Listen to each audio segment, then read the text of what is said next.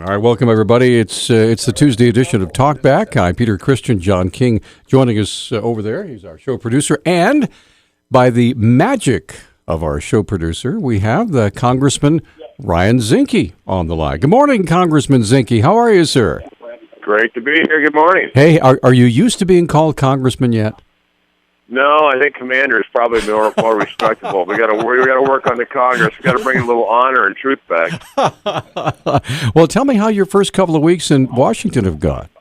You know, it's been interesting to watch the speaker debate. Which there was a caucus meeting in November, and the speaker had already been decided, and the vote on the floor really became a vote between Pelosi and the speaker, and to me that choice was clear. And then I think we'll see. The Keystone quickly went out, and then followed today. We'll handle immigration, particularly defending the Constitution. And immigration needs to be fixed. I think all would agree with that. But when you take the oath of office to defend the Constitution against all enemies, foreign and domestic, which I've taken that oath before, my duty is to defend the Constitution. When this administration, violates the law and violates the Constitution, Congress has to stand. Well, one of the things I wanted to get you on the radio to talk about today is you sent out a press release from your office, at least, discussing the president's no-show in France during the Unity rally on Sunday. I was wondering if you could just tell us kind of your thoughts on things. Also, if you want to talk a little bit about the hacking that went on recently. Well, there's a difference between rhetoric and action speaks louder than words. And when this administration doesn't take ISIS seriously, I think it fuels terrorist acts. And certainly France is our oldest ally. The president had mentioned that, yet doesn't send anyone to stand, with our allies. And I believe this administration, our foreign policy is one of our allies no longer trust us. Our enemies no longer fear us. And as a great nation, we also have a great responsibility. You can't separate power with responsibility. And we need to lead from the front, rather than pushing from the rear if we push at all. Do you think that there's any way for the U.S. to recover some of the shame here? I do. One is I think you got to tell the truth to the American people. Let's talk about the truth. It's Islamic radical terrorists, and so when an administration doesn't have the courage to even mention Islamic into what we face, and the truth of it is that air operations alone in ISIS isn't going to be enough. We're going to have to supply logistics, ammunition, medical supplies, food to the Kurds and select Sunni tribes. And we have to earn the respect of our allies by telling the truth and having resolve. These aren't new concepts, but we have damaged our reputation overseas. And I'm always the one to keep the battles, on foreign shores, rather than the U.S. And this administration in particular has been very divisive. Now, it's pitting, Americans against Americans, and we as a country have to stand together, and I think we will. Now, Congressman, I think it's kind of ironic that the folks in France, and I think the president and the prime minister there, have, quote, declared war on Islamic extremists and terrorists, whereas in this country, we have trouble even mouthing the words. And I'm wondering how in the world that turnabout came around. Well, I think in this case, France is telling the truth. This is what we face. It isn't an ideology. It's an ideology of evil, and these people aren't reformable. You can't reform someone that decapitates children and crucifies villages. This is an evil that we need to stand, because their core ideology is destroy the West and America. And we can't, be an isolationist country. There's causes and effects, and there's consequences of not addressing the problem. There's a consequence of showing weakness, and we have shown weakness. And I'm not a warmonger. My daughter's a Navy diver. My son-in-law is a Navy SEAL. I've seen the consequences as a former commander of war, and I hate war. But when we do fight, we have to fight to win. That's making sure that troops have the right rules of engagement, the right equipment, the right training to win decisively on the battlefield, and we have to have a plan to win. And this Congress is going to hold the president accountable. Show us the plan. Show us how you're going to win. But air operations alone and a prolonged war, which gets us nowhere, is just not acceptable in my judgment. Congressman, coming back home for just a moment to talk about the Keystone XL pipeline, there was a story this morning in the Associated Press that said that with the emphasis on the Keystone pipeline, that some Democrats have tried to insert some things into the legislation or the proposal that would further, their causes. That I'm wondering how Republicans are responding to that. I think that from the House side, the bill is very, very clear, very cut, very clean. It addressed the Keystone. Is the Keystone the great panacea? Is Keystone itself going to promote? It's going to promote energy independence, but it won't solve it. But it's a step forward because in this case, it's just the State Department document. I talked about it about its insignificance as far as global warming or effect. And certainly our ally, Canada, we'll go east or west, and it's for Montana. And what it means for Montana, putting more oil in a pipeline and more cars available for our commodities by shipping oil, and certainly for Montana, shipping oil by rail. Is a greater risk than putting in a pipeline. So for Montana, the Keystone is important, and I think the congressional delegation of Montana is pretty uniform in this. Ryan, I wanted to know, has the Charlie Hebdo attacks, have they shifted the discussion when it comes to foreign policy and Islamic extremism when it comes to your fellow members in the House and Senate? I think it's a painful reminder that terrorism exists and the war is far from over.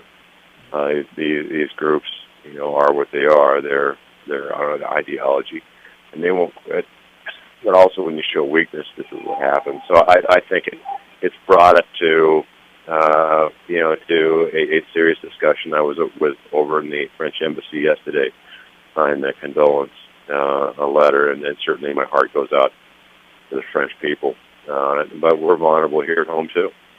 Well, Ryan, thank you so much for joining us. I don't want to keep you anymore. I know you're in between meetings, like literally running up the stairs to another meeting. So thank you for calling in. What it is, roll up the sleeves and let's get the work done. And I think this Congress will move the ball up the field. I played at Oregon. Tough game last night, but Ohio State, I've never seen a quarterback roll a nose guard before, like what happened last night. And my hat's off to Ohio State. He's great a big team, great championship. He's a big kid. So as I said this morning, the Bucks chucked the Ducks. So did you lose your bet against Baylor? That's what happened. And my hat's off to Ohio State. They were the dominant team, and I think they deserve the championship. So Ryan, next year, come on, Duck fans.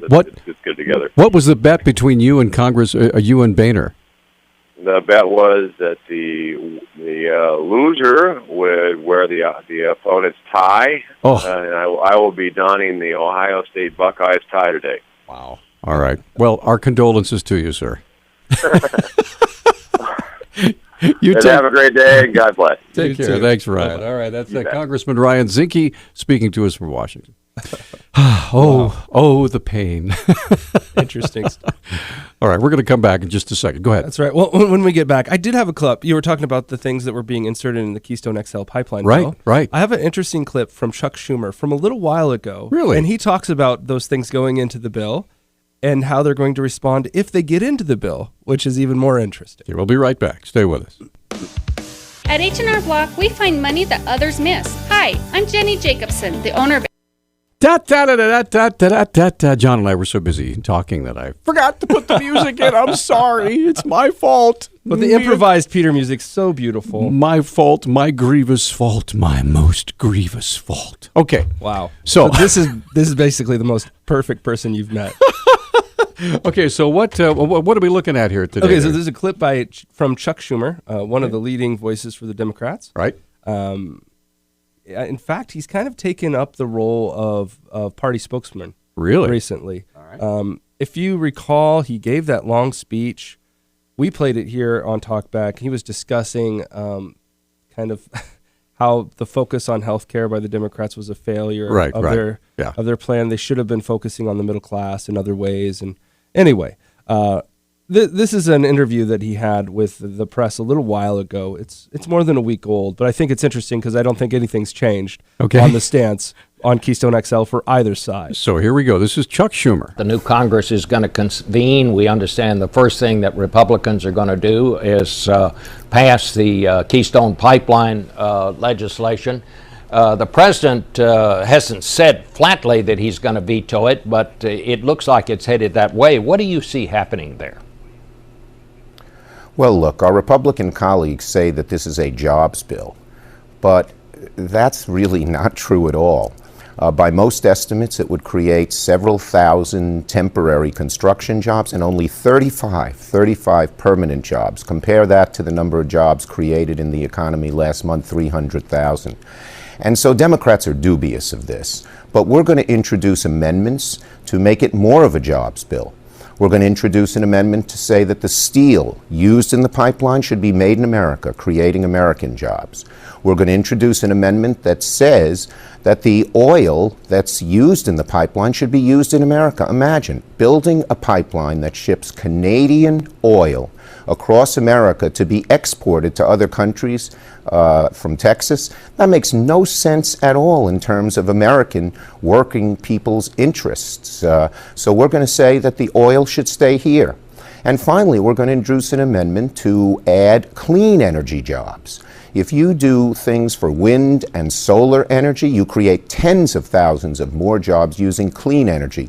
Why create a very few jobs with the dirtiest of energy from tar sands when you can create tens of thousands more clean jobs using wind and solar?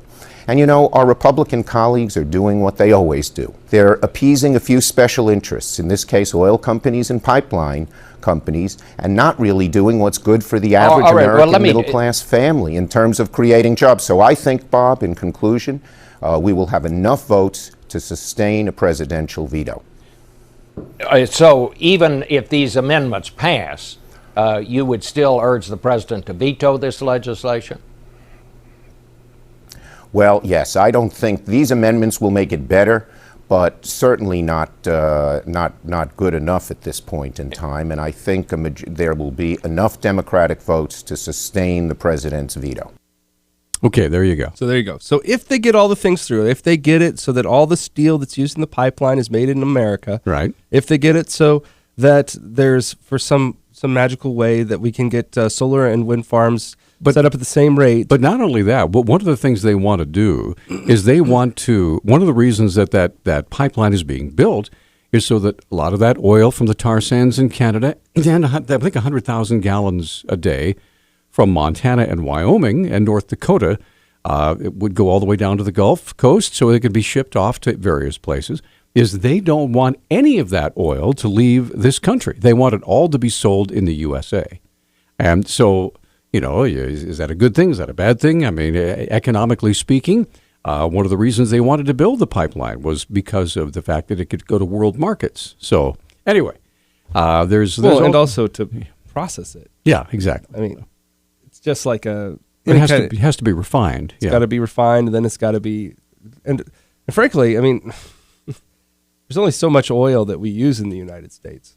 Yeah, and one of the reasons why the prices are down, first of all, is the fact that that OPEC has refused to limit their production, which would bring prices back up if they did. Well, they're just letting it rock and roll, see how low it goes. How low can you go? Right now, the price of oil is down to $48 a barrel. 48. I remember not too long ago when the price of oil was up around $175 a barrel. You remember that? Back in 2008, 2009, it was brutal. Yeah. And, so. Yeah, it'll be interesting to see what happens. And it's supposed to keep going down this well, we'll see. Next couple of weeks. We'll see. And Yeah. so I don't know. Well, we're up against a break, 721-1290, 1-800-568-5330. Now, let me ask you this. If you want to talk about this, that's great. My question to you is, do you think that if oil remains this low, do you think it reduces the need for the Keystone XL pipeline? In other words, is your support for the pipeline waning because the price of oil has gone down so much and the price of gas is better and there's a more plentiful supply and you can go more places? And we're going to be visiting with Patrick Barkey here pretty quick. And one of the things that he has said is that the low price of gas is affecting gas and diesel is positively affecting almost every business in the state. I mean, anything you can possibly imagine that uses fuel is saying Yahoo. However, people and states and counties and cities that depend on tax revenue from oil generating are saying, boy, they're suffering now because they're getting less tax revenue because the prices have gone down. So, as I'm fond of saying, there's no such thing as good economic news or bad economic news. It all depends on where you're standing. So, anyway, we're going to take a break. I want to know what you think. Lines are open, 721-1290. Do you still think the Keystone XL pipeline is necessary and a good idea? We'll be right back. Talk back, rolling right along on this Tuesday, January 13th. I'm Peter Christian. That's John King. And let's get back to the phones and say hello to Catherine. Hi, Catherine. Morning. What's up? What's up, kid? Well, to answer your question, or to attempt to. All right. Yeah, I support Keystone XL.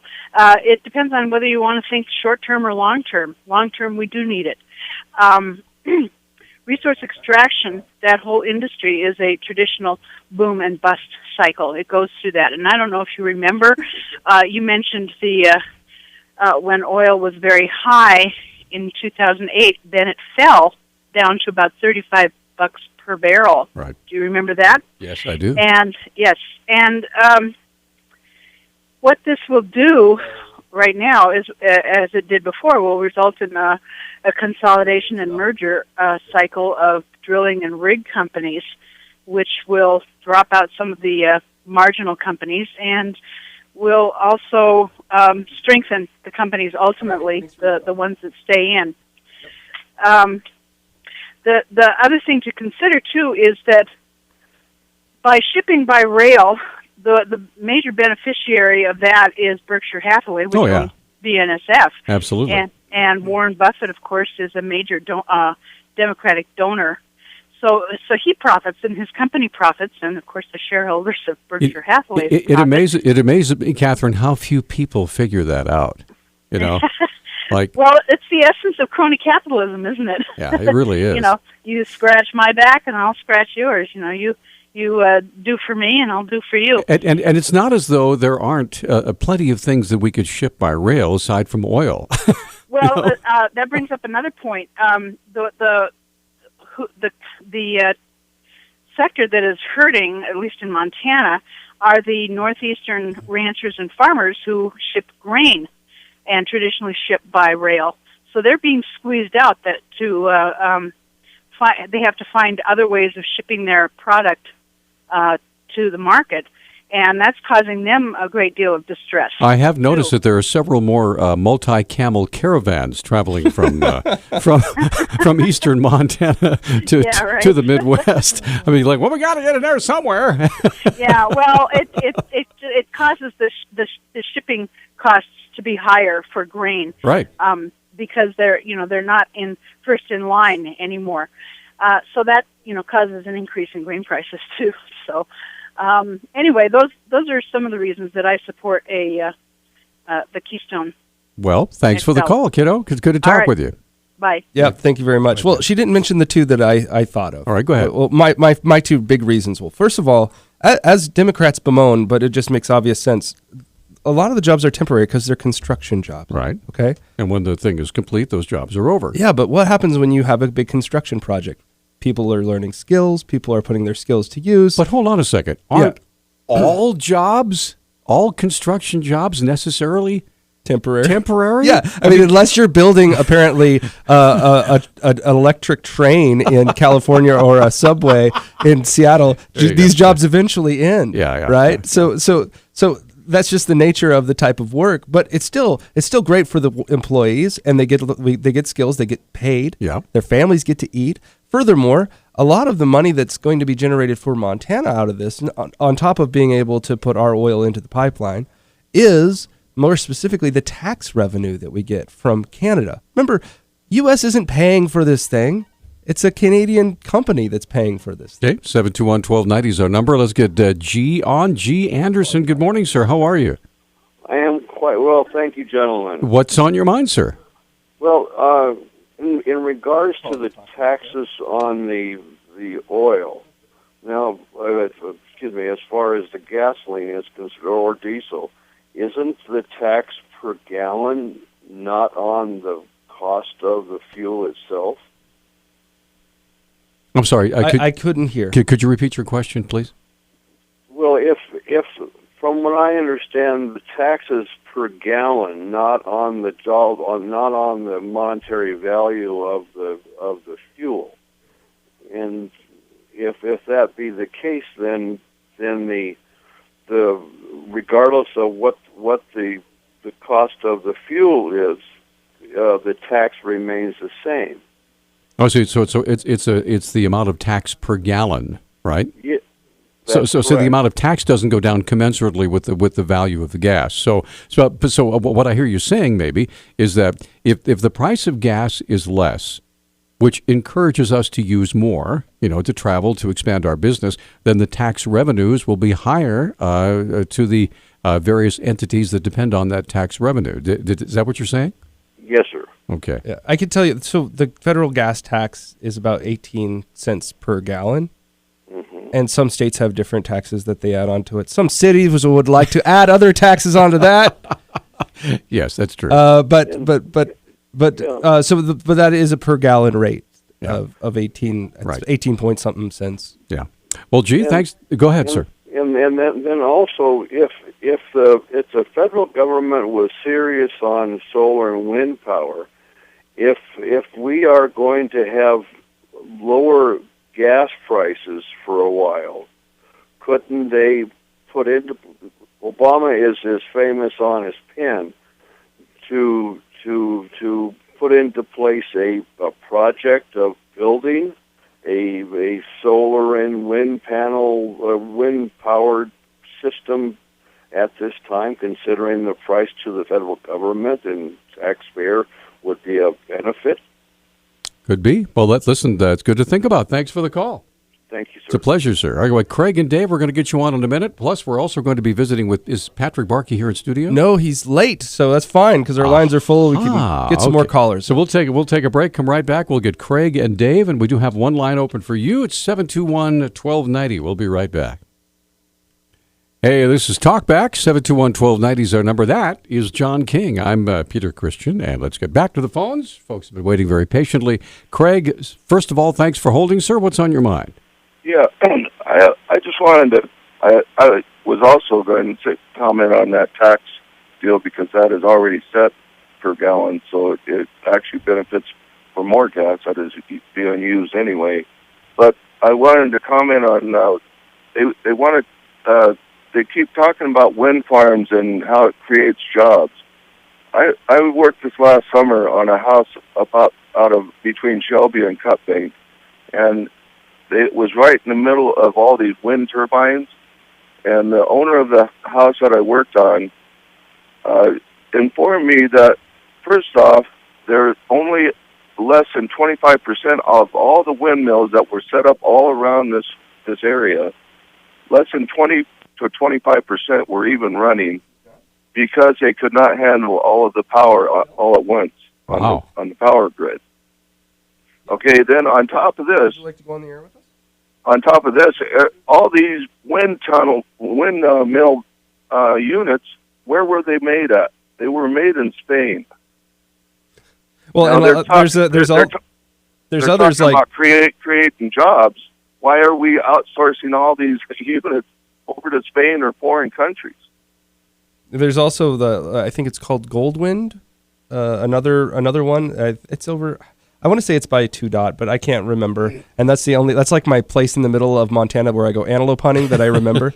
But it's in an area somewhere in the middle of Montana, and it's a Chinese company that runs that. They're the Chinese are big on creating, let's say, manufacturing wind farm implements and equipment, but they're not big on having their own wind farms. Right, and just so you know, there's no one there behind the big windmill with a crank making it turn, right? So yeah, I'm sure there's some upkeep cost and some maintenance that someone's going to have to perform on that. But other than that, after the thing is built, it pretty much generates electricity. Well, that and on top of that, each one of those units are over $1.5 million a piece. They can run for 100 years, and they'll never pay back the cost of those units. Unless, of course, it's heavily subsidized. Exactly. All right. Well, Craig, thanks. Go ahead. Thanks. Well, I just wanted to comment is they talk about keeping the jobs in the U.S. Well, the only jobs that are there are the people watching over them. All right. Well, Craig, thanks for the call. Thank you. Have a good day, sir. Dave, you're on Talkback. Go ahead, sir. Yeah, good morning. About the oil. Yeah. United States uses our pumps about 9 million barrels of oil a day, and we use 16. So that's a shortfall of about 7. Yeah, we will always be an oil importer, but we want to hopefully import less. Right. But why are we sending oil across the United States and out of the country?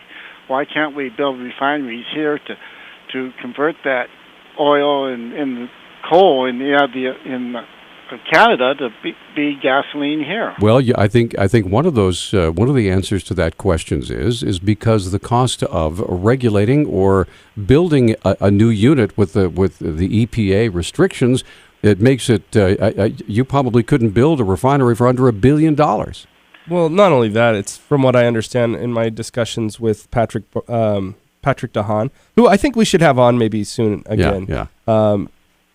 It's a risky business. Oil refineries, it's chancy. It's difficult to play the numbers out. It seems to me from my conversation with him, and so you need to have a very brave venture capitalist, right, who wants to invest in a new refinery. And there's one other point. If we have less oil being pumped in Montana, that means less revenue for the state. So the state should be careful on giving tax rebates to the people because we may need that money if we don't get as much tax revenue from that pumping of oil. All right, good point. Thanks, Dave. Thank you. Appreciate the call. All right, who's next? This is Bill. All right, Bill, good morning. You're on Talkback. Hi.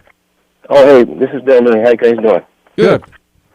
Hey, a couple of questions. Well, first of all, I do support the pipeline, and it does bring more gas and diesel fuel in the United States, thereby, helping us with our shortages we have at times along the Yellowstone pipeline. I'm sorry, you were breaking up a little bit there. What did you say about the pipeline? You support it, and then I didn't catch what you said after that. Yes, I support the pipeline because it brings more gas and diesel fuel in the United States, thereby helping us with shortages that we do have along the Yellowstone pipeline.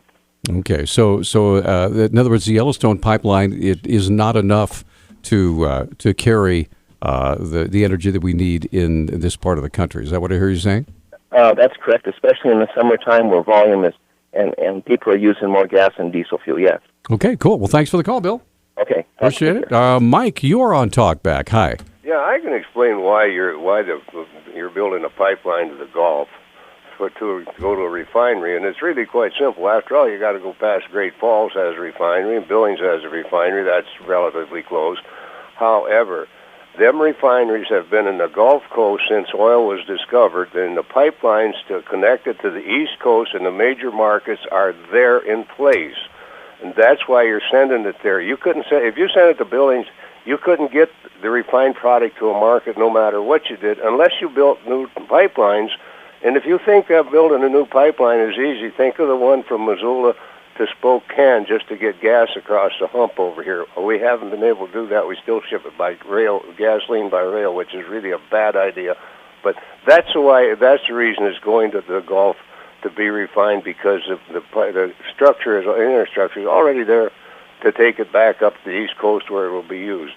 That's the main reason. Okay, thanks, Mike. And that's one other quick thing here. Okay, all right. And this is a known hoax, been proved. The government come out several years ago and said this is an absolute hoax. Radon does not cause lung cancer, and now The Surgeon General, and this is on every 15 minutes, I swear to gosh, at 15 minutes, the Surgeon General is now warning about radon, so call the EPA and get your house checked for radon. And they put a big piece in the paper several years ago that said it was an out-and-out hoax perpetrated by our own government, and now they're back at it again. They come back about every 5 years telling you're going to die from radon. So, and that's the most annoying ad they can get. They got several of them, but they're both annoying. One's eating a pickle. Well, you know what I love about radon is you can't taste it, you can't smell it, you can't feel it, and only a specially trained expert can tell you when you have radon. And then if they say, "Oh, you've got radon," then only that same specially trained expert can tell you when you no longer have radon. That's absolutely right. And by the way, you pay good money to go in the mine over east of here to sit in a mine that's known to have radon because it's supposed to cure something. Okay. All righty, I'll let you go. Thanks for the call. All right, we're going to come right back. Patrick Barkey is joining us here in studio. Ladies and gentlemen, the director, the grand poobah, if you will, of the University of Montana Bureau of Business and Economic Research. Herr Director. The Bieber, as we like to call it. We'll be right back. That came out wrong. We'll be right back in just a minute.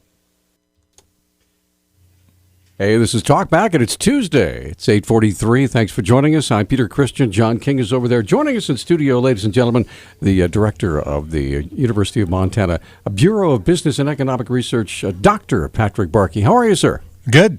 Good to see you again. It's funny, when I close my eyes and I hear your voice, I think I'm listening to Montana Morning, and I've got the Montana Economic Minute is playing. So whenever he stops talking, do you feel like you have to hit F9 and go to the next segment? You have to keep going to the next segment. So try to keep it down to a minute. Now you have brought to us a really, really colorful brochure entitled "The American Energy Revolution Reshaping Montana." And that is going to be the focus of the 40th annual Economic Outlook Seminar. So tell us a little bit about what's in here and what you guys are going to be talking about. Well, it's become more relevant in the last 3 months.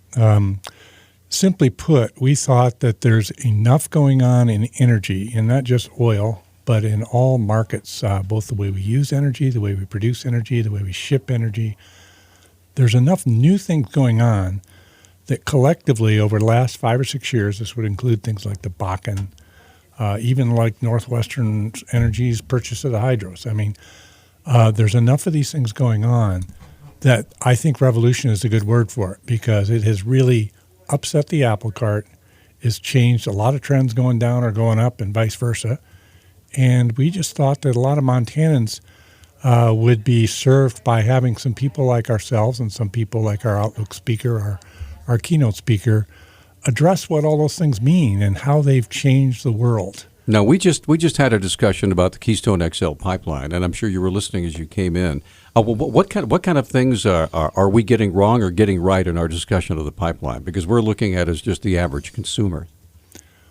Well, there's nothing wrong with being an average consumer. We're all average consumers. Yeah. But I don't know if anybody's getting anything wrong. I think there's some. It's been kind of. I think the Keystone XL pipeline reminds me of a roast that's cooking on very low temperature for about 20 years. I mean, how much longer can you sit here and talk and debate? It's essentially a private project that needs public permission. So private projects are privately funded. Risks are being taken. Public permission is required because of the extraordinary nature of something like that, crossing international borders. And, of course, any kind of project like that should be blessed by governments representing the people who will be affected. But Sure. But at any rate, it's a slow-moving project that's had a spotlight. It's now a symbol largely. As a project, it's been overblown by everyone involved, on the pro and the con. But there it is. I mean, I think it's a symbol. It's a pretty powerful one. Well, one of the things, just generally, I wanted to talk to you a little bit about. Obviously, it's a new year. 2015 is here. 2014 is past. I assume that part of your job is trying to prognosticate, using math, what the economic outlook is for the state of Montana in 2015. I was hoping you might be able to share some of your insights on that with us.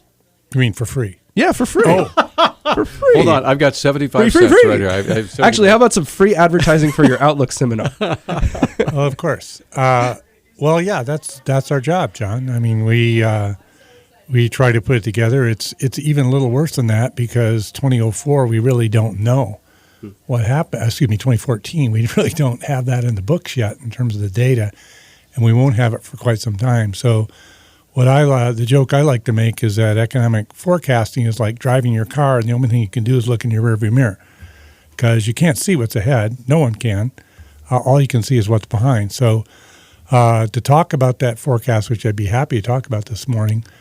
Either by bottom line or where things going. I mean, quite frankly, we saw evidence of a slowdown in the Montana economy overall happening before oil prices began to fall. So we've seen some maturation, if you will, of oil development, not as many drilling rigs, more cost concern, fewer wells. And we've also seen a more balanced picture of growth, where the lead that the eastern counties have had over the rest of the state has begun to diminish, both because they're cooling off and because the West is doing better. So the bottom line for 15, I believe, is it's going to be more balanced growth, but possibly slower. So when you say slower, still an upward trend, though, right? Slower growth, right. Growth is still continuing, nothing like a decline, but there's so many things in the economy that depend on growth. They don't just depend on the staying in one place. They depend on growth. So investment decisions are putting money out today for the expectation of growth in the future. Every time you take a loan out, you're depending on growth in your purchasing and your ability to pay that loan back. And, of course, governments depend on growth.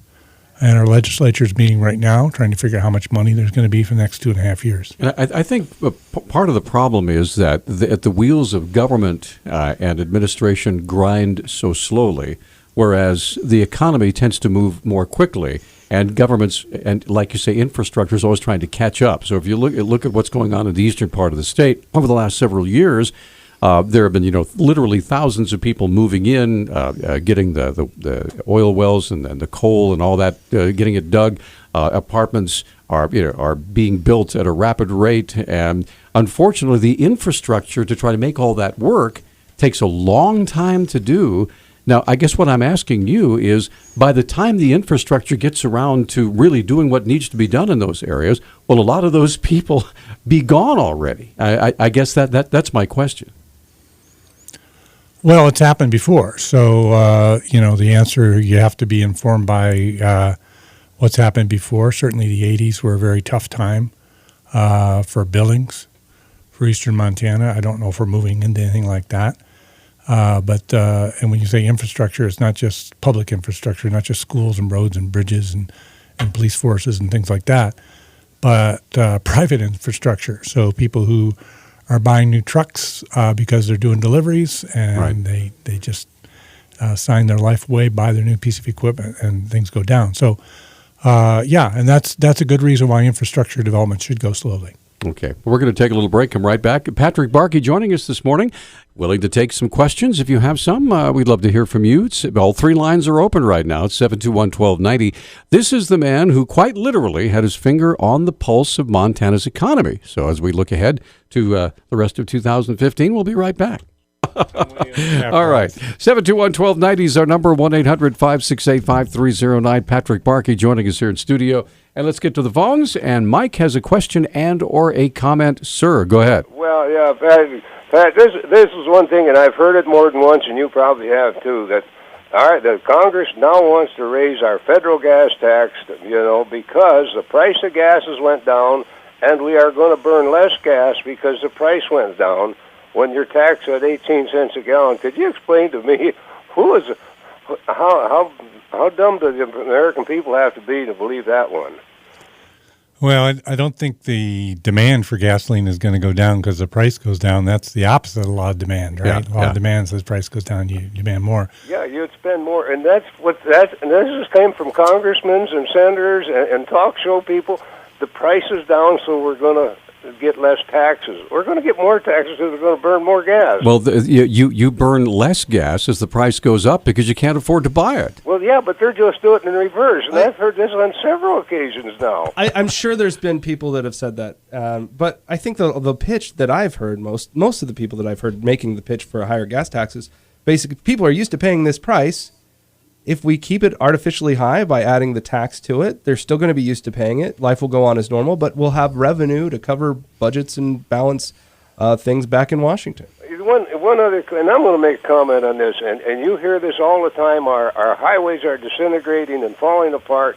Now, if you watch television, you probably don't have as much time as I do, but on these shows, you got the pickers go around driving, they show different places all over the United States, and there's always a car behind the other car taking pictures. Watch the road. These roads don't have potholes. They don't have cracks in. So I'm wondering where these terrible roads are at, because I've seen hundreds, if not thousands of miles of roads taking pictures that come across the television, people driving behind the other car. And I watch specifically the road. And, hey, I wish I had the road. Our roads in Missoula were that smooth. All right, Mike. Okay, yeah, I'll let you go. Thanks for the call. Well, this was Go ahead, an Pat. excellent opportunity Top to that, talk baby. about gas prices. Well, at the risk of disagreeing with Mike, gas taxes, federal gas taxes should absolutely be going up. The federal gas tax is a use tax on the highways. The Highway Trust Fund is broke. It's been patched together. That nominal amount has been frozen since the 90s. Effectively, it's a tiny part of the price, and it should go up. Okay, we're going to take a break. Top of the hour. Patrick Barkey going to stay with us for a while. 721-1290. We should fill up the phone lines so that will give Mr. Barkey something to think about as we get into our top of the hour break. 721-1290 is our number. 1-800-568-5309. We appreciate Patrick taking time out of his very busy day to be with us. We're going to talk about the seminars a little later on this morning. We'll be right back. Welcome. Helps in the mic is in the on position. Welcome to Talkback. It's Broadcasting 101. Yeah, welcome back to Talkback, sponsored by Bitterroot Motors, Temprite Service, and the Mustard Seed Restaurant.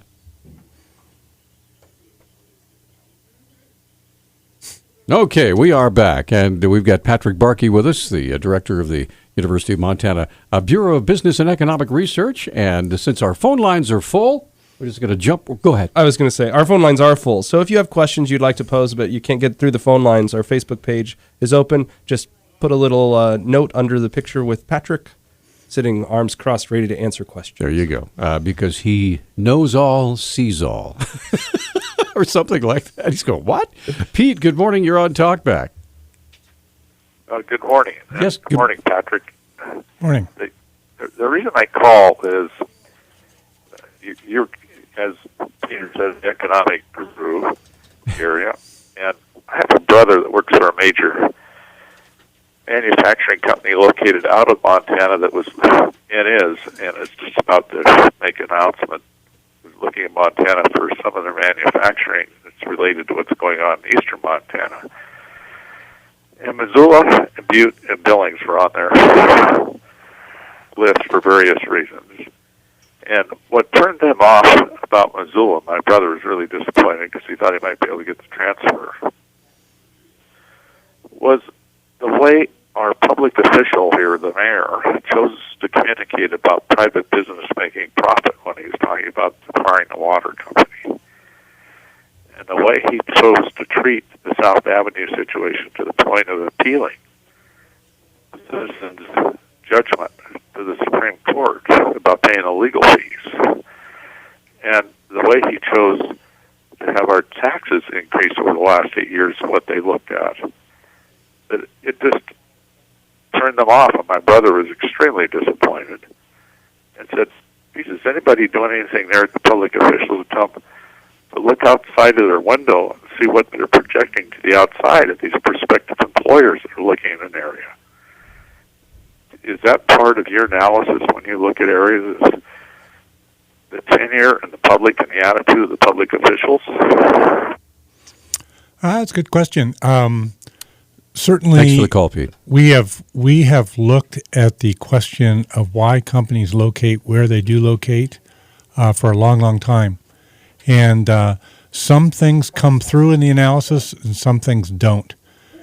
Mostly government issues, as far as we can determine from the data and from the research, government issues are not a major determinant of company locations. Now, let me back up for a moment. It's not that people don't say they're a major determinant. Companies are more than willing to play hardball with cities and states and so forth to try to get the best deal they can. But in terms of actually looking at situations that you can verify not from statements but from actions, it doesn't look like government actions are a big determinant. It doesn't mean that they're not important. They could be something that tips a decision one way or the other. As far as the Missoula situation, let me just say one thing. Taxes have gone up all over Montana. Property taxes have gone up pretty rapidly in Missoula, but they've gone up rapidly in some other communities, some of the ones you mentioned. So that is something no one likes, but it is probably not changing the competitive balance. Well, what are the things that are most important for a business when they're looking at a new location? Depends on the kind of company, but for a lot of companies, almost all companies would be labor force, access to labor. So and transportation, access to markets. Mm-hmm. It's basically, in a word, access. Sure. All right. Now there are many things about Montana that can't be changed. Where we are, but there are other things that can be access to internet, access to airports, access to even a skilled labor force, as our program last year talked about. One of the things that has been proposed many times is trying to beef up our internet so that we have the ultra high speed internet here. We have it in select locations, but not necessarily throughout the state. Yeah, our speaker, Greg Gianforte, talked about that last year, and he poured a little bit of cold water on that. No one really picked up on that. His take on it was that businesses can get access anytime they want. They just open up their wallet. What people say when they say they want access to internet is they want access to faster internet. They want somebody else to pay for it, which can be a legitimate. Certainly access to internet for a large group of people can make a huge difference because internet's all about connectivity.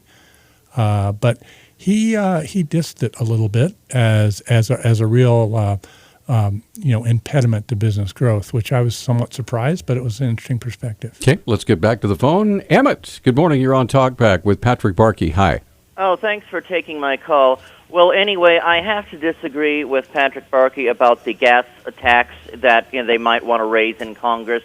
With a Republican-controlled House and Senate, I kind of doubt they will, but I think it's horrible to even think about raising a gas tax when we just got got a big break with under $2 a gas. That's really going to help put money in the economy, and this is where I put my Tea Party hat on, because we've been taxed everywhere which way but sundown, and the original premise of the Tea Party was that we're taxed enough already. We don't need any new taxes. We've got to eliminate some of these taxes so we can get a break for your average American. This is, and if the gas prices are raised again, what's going to happen is the new gas tax won't be lowered. We'll just be paying through the nose again. If we're going to be paying $5 for a gallon for gas anyway, they won't repeal the new gas tax. So again, it's an excuse to raise taxes when taxes are too high anyway. And I think the price of gas going below $2 a gallon is really helping a lot of people. And let's not punish them because we've given them a savings. That's my comment. Yeah, Emmett, thanks for the call. We're going to have Patrick answer that when we come back because we're up against a break. 721-1290, we have one line open. John and Harry are both waiting. We'll get you guys on next, but I want Patrick to answer Emmett's concerns. We'll be right back. This is the Tuesday edition of Talkback. 721-1290 is our number, 1-800-568-5309. Patrick Barkey from the University of Montana Bureau of Business and Economic Research here with us, here to talk a little bit about the big seminars that are coming up. But first, Emmett's question. He's very upset that you would promote a higher gas tax now that the gas prices come down. Because you said the tax hasn't been raised for a long time. It's basically empty, and so we need a lot of work on our roads. So explain your answer, if you would, please. Well, and his first concerns. I'd start out that this is an exchange of opinions, so nobody's right or wrong. I'll tell you why I have the opinion I have. Basically, it's for three reasons. One is that the gas is fixed in nominal terms. That's economics jargon for saying that the actual number of cents per gallon has not changed since 90. I don't recall the exact date, but it's in the 90s. Over that time, inflation has eroded the spending power. That's the first reason. Second reason is that the highway trust fund that these revenues go into is broke. Okay, it doesn't. It has more calls on its funds because construction costs have gone up with inflation. So that's really saying the same thing. The third thing is I think this tax is somewhat different than every other tax, in that its proceeds are earmarked to go to one purpose. Now, you could argue that we're not spending the money wisely. We could get more bang for the buck in terms of what we do pay for with that fund. But it is, and some of it has been siphoned off for mass transit, and I think that's not really in the philosophy of that tax. But so that's why I think it's really not only needed to increase the tax, but it should be set up so that this situation doesn't happen again. So we don't go another 20 years without raising taxes. Okay. All right. We have Tracy. Tracy disagrees with you in the line of Emmett. Right. Let's get Tracy on. Tracy, go ahead. Hey, good morning. So, my only comment was, I do disagree because, well, for one, where's the hundreds of billions of dollars for infrastructure that was going towards roads and bridges and stuff that the government was given? But anyways... now, that was back during the stimulus, right, with the shovel-ready projects and all that? Right. Okay. Yeah. And so I wonder where all that went. But well, haven't you seen the signs? I mean, they're everywhere. This is at least tennis court or whatever, Well, that's true. So with the gas below, at $1.99, my wife and I are going to save a minimum of $200 a month in gas alone.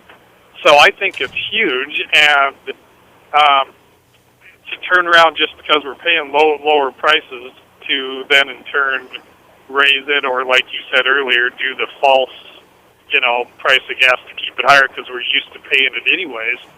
And that's part of why this, in my opinion, the country is at the standstill it is, job-wise and everything, is nobody can afford to do anything because it's not only fuel that goes up that we're paying, but clothing, food. I mean, everything we use every day goes up because everything's either uses fuel or is a petroleum byproduct. So the only thing that doesn't really go up, Tracy, is wages, salaries. So Well, yeah, but it's going to save all around for everybody, and maybe stuff will start moving again. Okay, well, that's my 2 cents. Thanks for the call. So, what do you think, Patrick? Well, like I say, exchange of opinions, that's fine. By the way, my position has absolutely nothing to do with the fact that gas happens to be low right now. Gas, no one plans on tomorrow's gas price being the same as today. It's just not that kind of creature. Mm-hmm. My thinking is strictly for the purposes of that tax, it's inadequate. Just one other comment, an order of magnitude, $100 billion next to the infrastructure needs of the U.S. is not a large number, believe it or not. Americans spend $1.3 trillion every year just on energy. So when you talk about all the infrastructure of the entire country, even the roadways, the needs are pretty daunting. Okay, let's get back to the phones. John, thanks for holding your on talk back with Patrick Barkey. Hi. I agree with the previous callers, and I would say to Patrick, I do disagree that we should raise the federal gas tax because the more money that we spend, the more money we send to Washington, it seems the more problems we get, and the more we waste or lose. And the point... Well, hold on just a second, John. Is the gas tax you're talking about a state tax or a federal tax, Patrick? It's a federal tax that goes to a trust fund, which is distributed throughout the country in terms of projects. So any kind of roadway project, you see the sign sometimes on the side of the road, how much % was paid with federal, state, et cetera. Right. Okay, go ahead. Yeah. And additionally, the federal highway system was set up, I believe, during Eisenhower. You're talking about the interstate system, yeah. That's correct. Okay. And so it was sold as for the defense of our country. And you hardly see the military using the highways. In fact, those military vehicles that came back from the Middle East were transported by rail, oftentimes across the country. So actually, only during a period of 2 years during wartime is when we would need to see some federal tax kickback to maintain those roads. The rest of the time, I think the states are perfectly capable, as they've shown. Well, that's simply because the Abrams tank doesn't have a good kick-down passing gear. So, well, I tell you, that's certainly not true in Montana. Montana gets much more bang out of the federal highway buck than most other states. All right. Okay, we get time to get another call before we take a break. Harry, good morning. First of all, thanks for holding. You're on Talkback. Go ahead. That's all right. Just skipped over me a couple times, but that's okay. Okay. Go ahead, sir. Just cost me money. I got a couple of things. First of all, I've heard rhetoric about being energy independent, but this fact that Saudis have such a control over the price pretty much puts that to shows that as a fallacy. If you're dealing with a commodity that's traded worldwide, you'll never be independent. Now, if people really want to be independent energy-wise, they should be pushing for solar and wind, stuff that is made local and used local. And my second, another point completely different off of that one. A while back, you were on and you're talking about minimum wage, and you said, I believe, now this is where I'm asking a question. You said that in the long run, it usually evens out, the loss of jobs with the increase of minimum wage to the, more people spending money, so increasing jobs. Is that true, or did I mishear you on that one? That was a while back that I heard this. We're up against a break. So, Harry, do you want to hang on while we have the break? Please. Okay, stand by. We're going to come right back with more of Talk Back. Harry, we'll continue with you. Have Patrick answer your questions. Charles and Jerry, both waiting on the line as well. We'll be right back. Not joking. All right. I love acronyms, but holy smoke, John. 721-1290 is our number. Let's get Harry back on the line now. Now, Harry, you had just brought up something about minimum wage, and you wanted to talk about the accuracy of your questions. So, Patrick, go ahead. Well, there are two questions. I mean, the one was about energy independence, and I think that's a good point. Energy, exactly as you said, is a globally traded commodity. I'm not sure how you can ever be independent of something that's bought and sold in the market.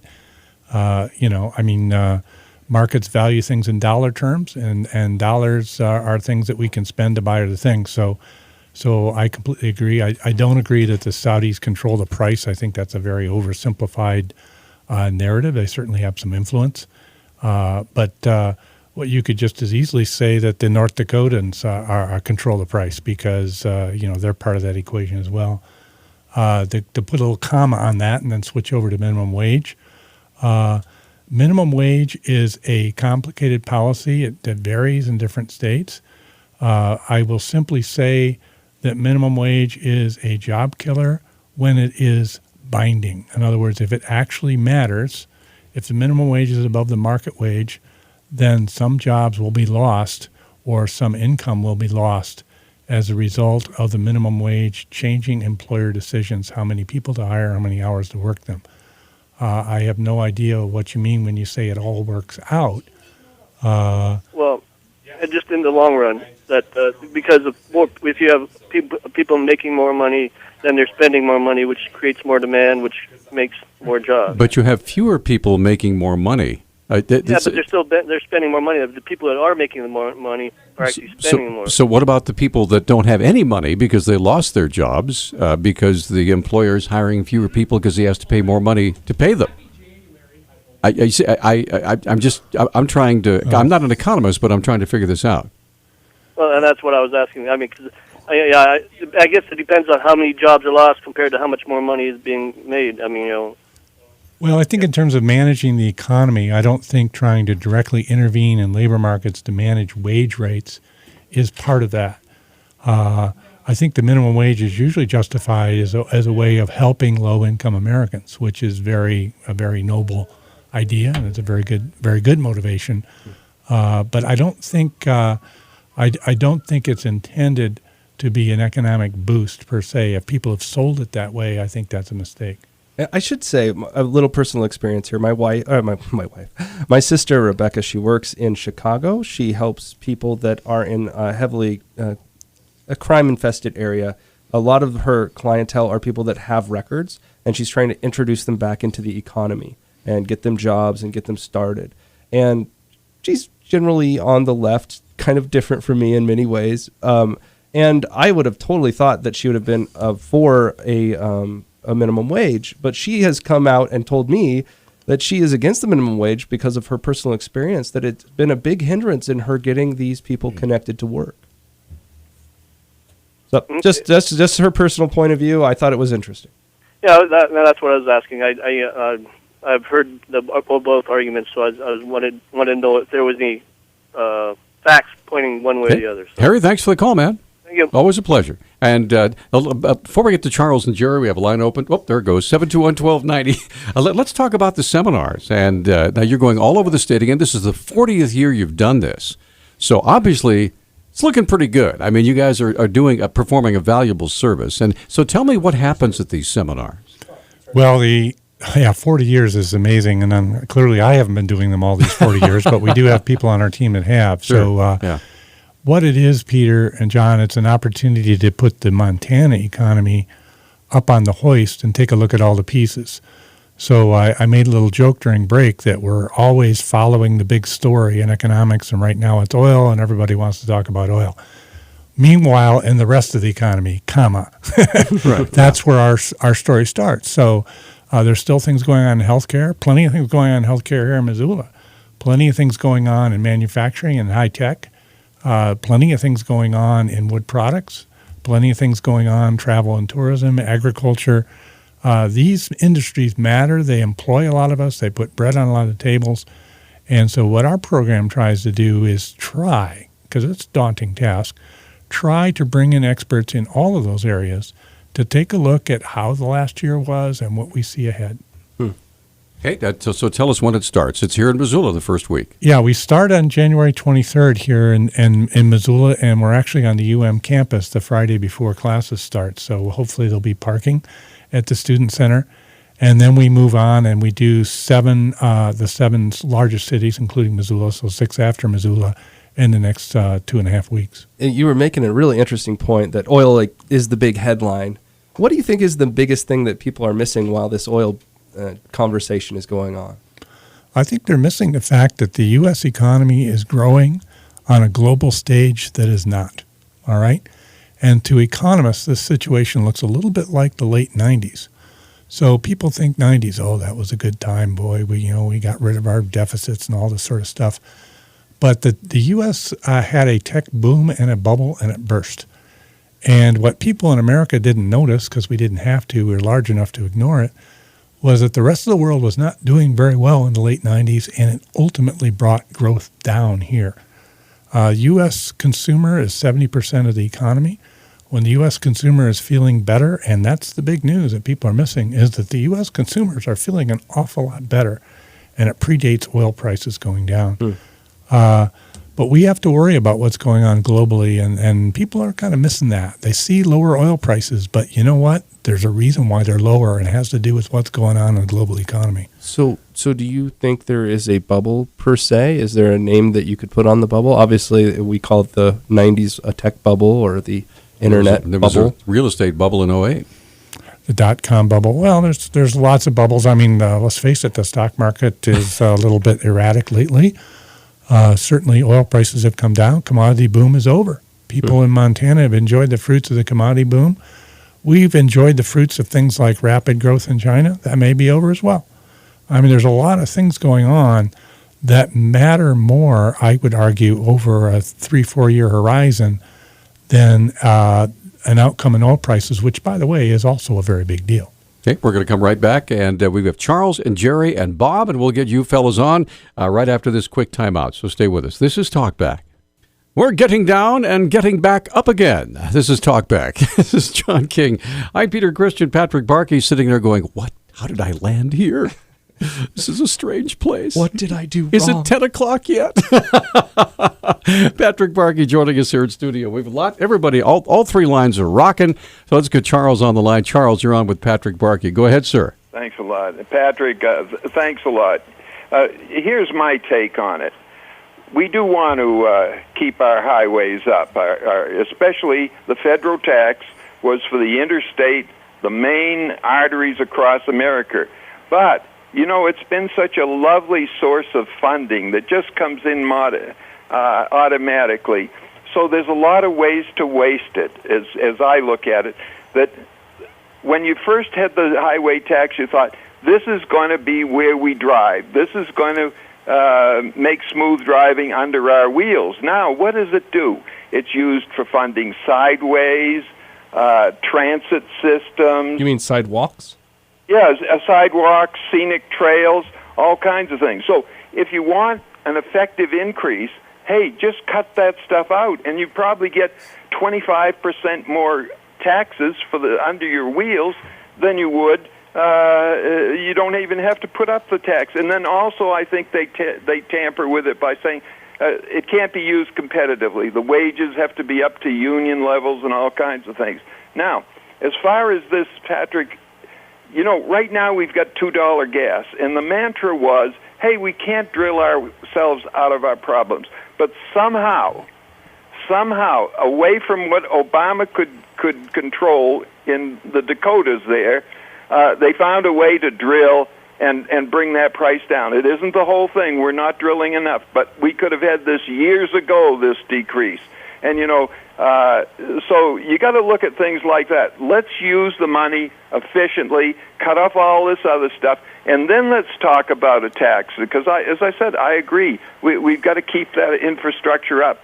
But first, we got to stop wasting the money. Okay, thanks, Charles. So your response, Mr. Barkey. Good comments. I think two things. First off, I think you're absolutely right, but, I've always got another rejoinder. However, the problem is so big, Charles, that you got to do it from both directions, all right? So you're exactly right. There'd be a lot more money left over for highways, but you, by the way, go a lot further than just interstates. The federal highway funds are not just for interstates, but that's another issue. But sure, use the money more efficiently. I couldn't agree with you more. The more that should be raised. But it's such a big problem, you got to address it from both directions. And what you have right now is you kind of have a phony tax, I would argue. In other words, you have a tax that's 18 cents per gallon, and you don't change the number, all right?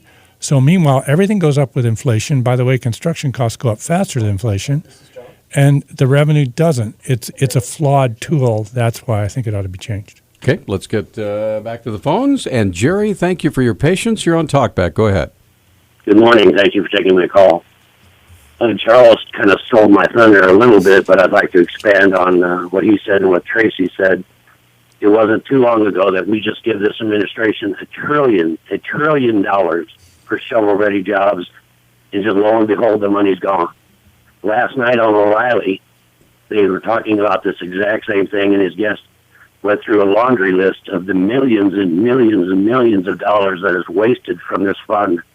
Like, one example was a transportation museum in Kentucky that they spent millions on this fund. And we're always told, well, this money is going to go into a lockbox. It's not going to be touched. And the next thing we know is, well, we're broke. We have to raise taxes. Let's talk about the millions and millions and millions that is spent wasted before we start talking about raising our taxes. All right, thanks, Jerry. What do you think, Patrick? Yeah, it's interesting. Well, let me change tack on this conversation a little bit and say that, okay, clearly there's more people that agree with you folks calling in than agree with me. That's not unusual for an economist. No one agrees with us on healthcare. No one agrees with us on all kinds of issues. And that's fine, and clearly the tax hasn't changed and no one wants to change it. But I'm an economist, and I've already made my comments about the flaw in the design. But let me just take this back another step and say, okay, we don't raise it.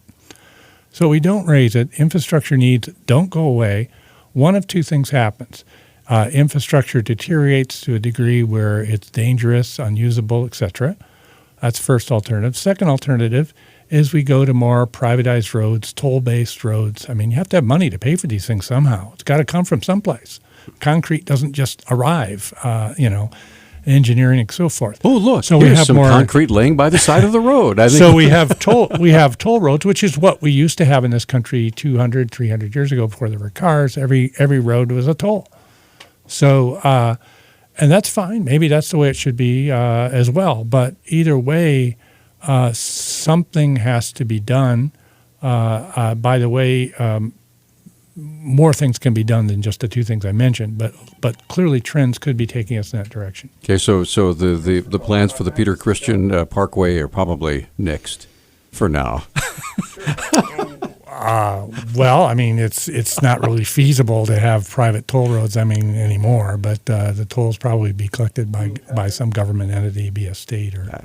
You forgot to put the nickel in. All right, somebody's got to go back and get a boatload of dimes. Well, it's in a movie somewhere. We're going to come right back. Bob in Maryland, we'll get you on, and John is on line 3. So if you can't get through to the phones with Patrick Barkey, well, you can make your comments known on our Facebook page. We'll share those as well. We'll be right back. This is Talkback. 721-1290 is our number. Just about 19 minutes left in the program. John King, Peter Christian, Patrick Barkey from the University of Montana Bureau of Business and Economic Research. We have some Facebook comments, John. That's right. Let me try to get through some of these. Matt says the federal government can raise gas taxes after they have demonstrated that they can spend the money responsibly. It's what I call Parenthood School of Economic Theory. You tell your daughter she doesn't get a baby brother until she starts leaving the heads on her dolls. Jim says, interesting. I've heard that the minimum wage should be called the poverty wage because the cost of everything will always adjust to arrange itself such that a person dependent on the minimum wage as their sole income will be in poverty. It only serves to devalue the income of people who have worked up from the minimum wage. E.g., I started at $5.30 at McDonald's in 1999 and worked up to $7.35 when I quit in 2006. It also prices unskilled labor out of the market. How much would produce cost if farmers weren't using illegals and paying them under the table? Thoughts? Well, there's one. That actually is a question. So, would we have... I'll ask that one really quick again.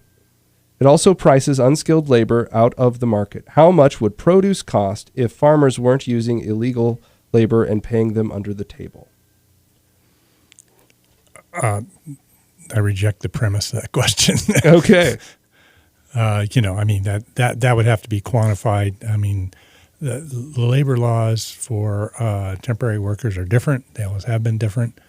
A lot of time they're not considered payroll workers. That's not a big issue here in Montana because we don't have that kind of ag market here. Mm-hmm.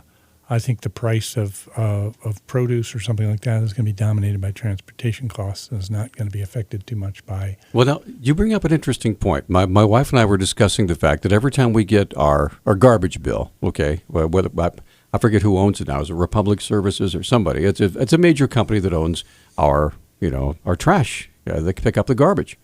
Today was garbage day. I'm glad I got it out on time. But anyway, it seems like every time we get a bill, it goes up, and it goes up, and it goes up, and it goes up. And at the bottom it says, I'm sorry we had to raise our prices because the price of fuel is so high that we have to have a surcharge. And my wife is saying, I can't wait to get my next bill to find out. And if the price goes up because they're saying that the price of fuel has gone up, I'm going to call the Public Service Commission because the price of fuel has gone down.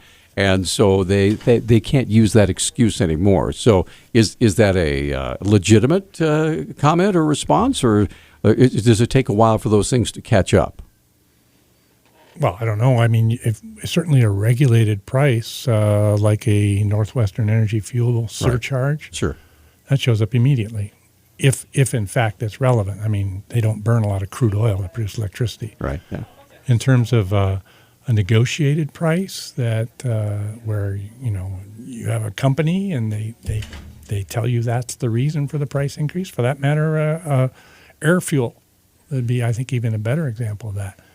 I think the price for airline tickets is going to be dominated by market conditions. Certainly, fuel price increases give airlines the ability to raise prices, knowing that their competitors are facing the same conditions. Will they lower prices by the same amount? They may. But it's going to be dominated by the market conditions. It's going to be dominated by whether there's slack, empty seats on planes. And in fact, with with respect to garbage delivery, that's yet another. That's a very different kind of market where there's only one producer. Right. Okay, so let's get back to the phone. And Bob, you've been very patient. Thank you so much. You're on with Patrick Barkey. Go ahead. Yeah, my comment simply that the government right now is spending some crazy number like for every dollar that's being spent, only 30 cents or somewhere in that neighborhood is actually paid for out of the taxes collected. The rest is all borrowed. And with that lack of fiscal discipline, talk about a bubble that's being created.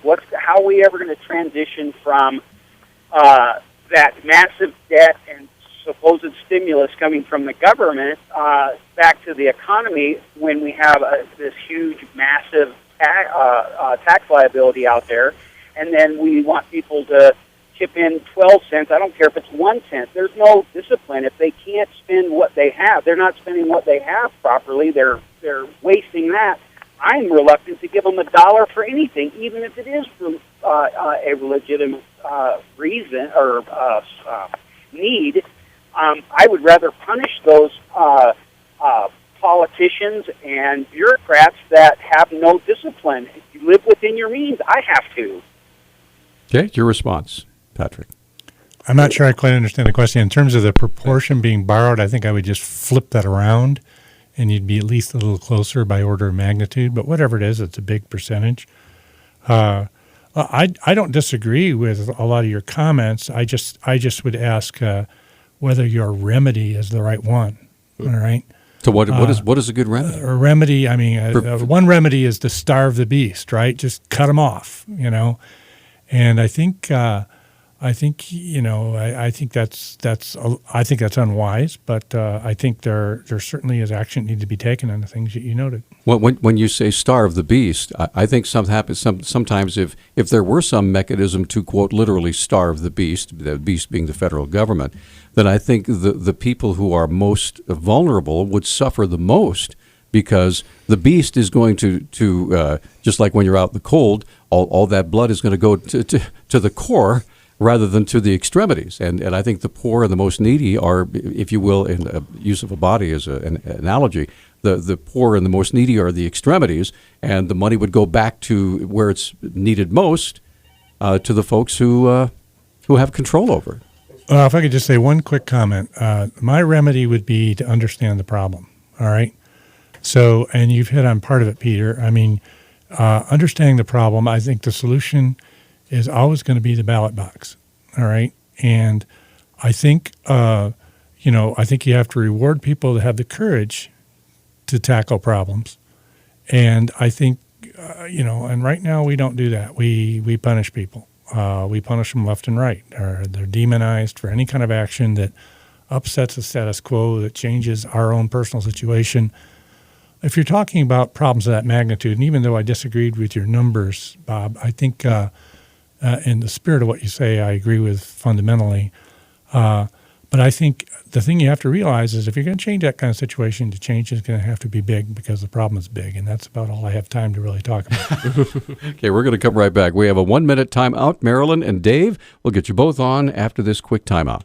I feel like I'm listening to the Diane Beck real estate show. All right, welcome back, everybody. It's Talkback, 721-1290. Patrick Barkey joining us in studio. Go ahead, John. We've spent so much time talking about oil, but there's another sector of Montana economy I really wanted to talk about briefly. Obviously, we had the sale of Community Medical Center approved, I think, just in the last 24 hours by the Attorney General. Mm-hmm. Can you talk about the medical system in Montana and its role in the economy, how it was performing in 2014, and what you expect in 2015, real briefly? We'll give you the bottom line, not to address the Missoula specific situation, but in terms of what's new and different in healthcare might surprise you. The one thing is that healthcare costs continue to be very restrained.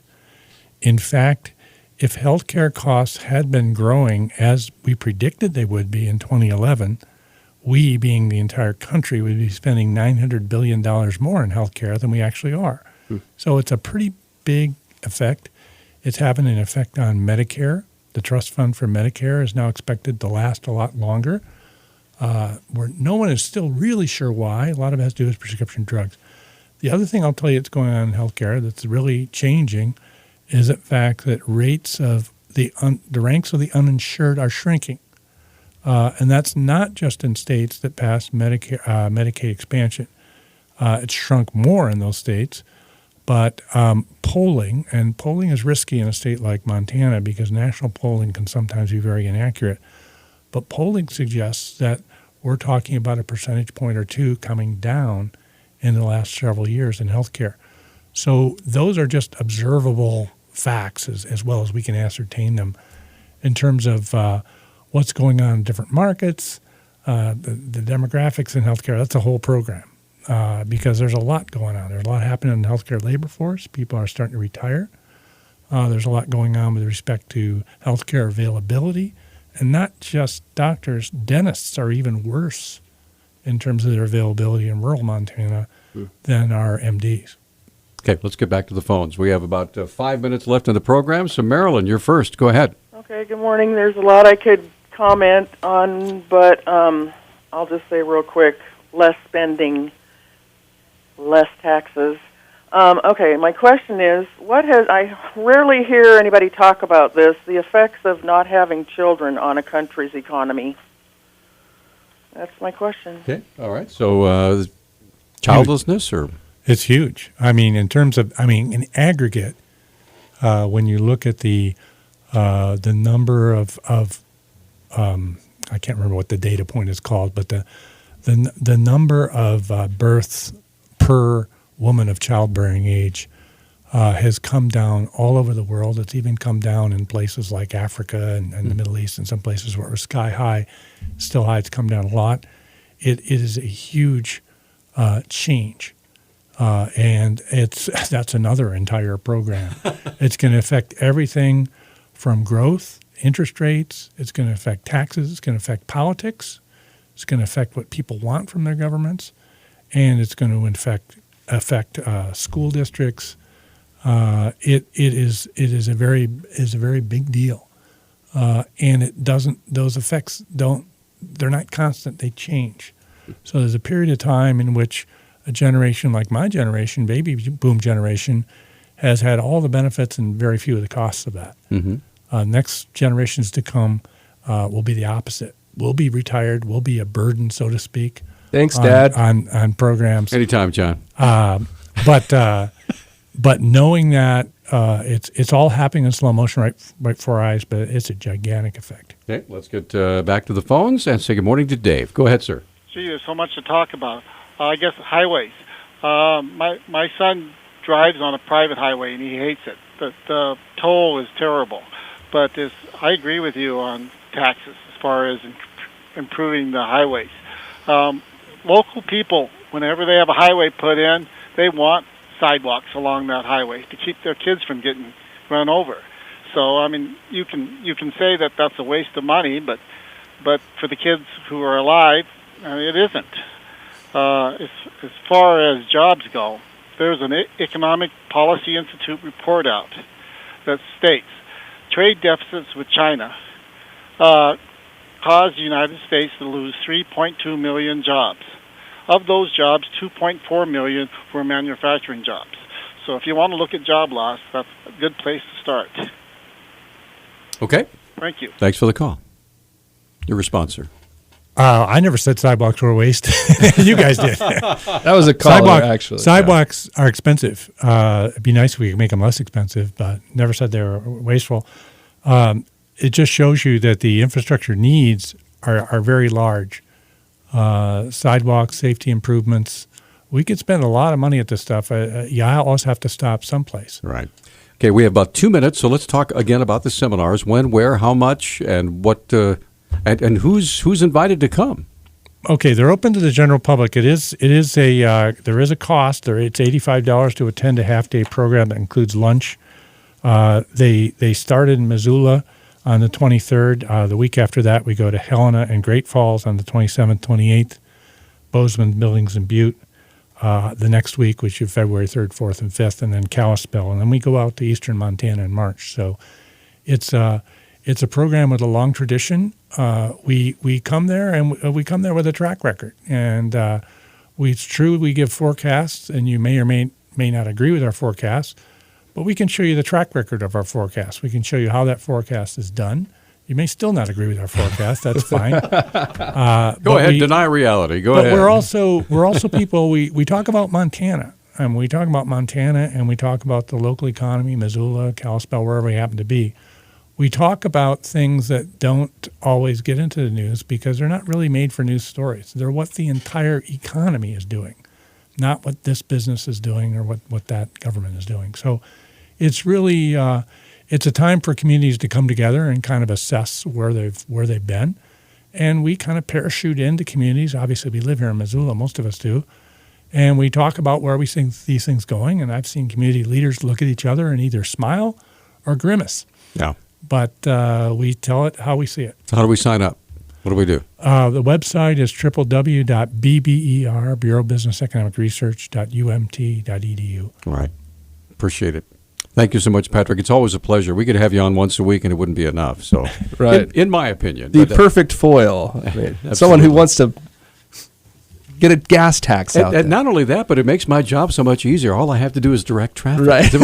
Everybody wants to talk to Patrick. So thanks again for being with us. Thank you. Appreciate your patience with us, too, because we're a couple of chuckleheads. But anyway, so what's coming up on tomorrow's fabulous radio program? I don't know. We'll either be speaking with Nathan Collier, the new head of Sister Wives, a polygamist, or we'll be speaking with Denver Holt, an owl researcher up here by Nine Pipes, I believe. Wow, you want to talk about some amazing variety. Yeah, we try to do what we can.